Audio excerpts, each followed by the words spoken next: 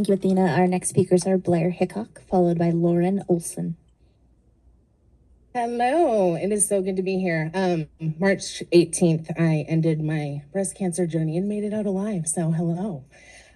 So I'm a student at U of O. My undergrad is in business admin. Sustainable business is my focus.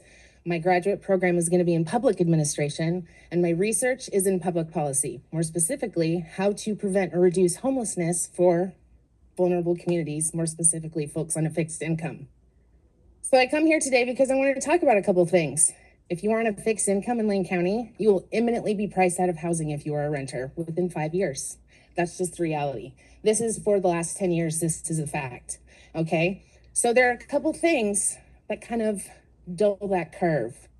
One of them is an eviction moratorium, another, capping rental increase rates, and then number 3, housing subsidies. We love to see them, right? So during COVID, we had a couple of things happen, right? Eviction moratoriums. We had programs and protections put in place for these renters, right? They worked beautifully. People stayed in housing because you know what's important? And the things that people have been talking about here, it all boils down to what? Public health and safety. And that's what we're all here about, right?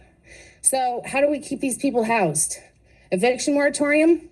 That's way too far in advance. We can't talk about that in this kind of political climate, can we? No, we can't. But what if we start there and work backwards? What if we start talking about solutions that make sense for us? What if we start inviting our neighbors who live on the streets to have these conversations too? Because this affects them. You know who's ending up on the streets the fastest? You know who's becoming unsheltered the quickest? People who are elderly and folks who are disabled. These are people who are the most vulnerable in our society, and they're ending up on the streets, and we're criminalizing their existence. Do you know how swift the pipeline is from getting a ticket for sleeping outside to becoming a felon and chronically homeless?